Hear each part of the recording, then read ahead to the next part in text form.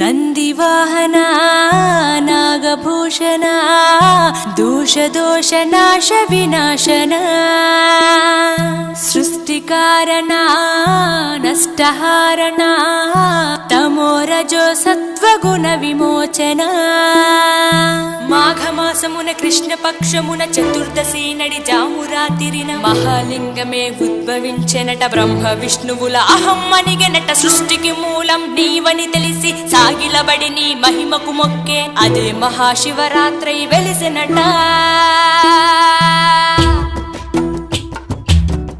అరే ఓ జంగమా విభూది లింగమా పక్కన పార్వతమ్మ తలపై గంగమ్మ. అరే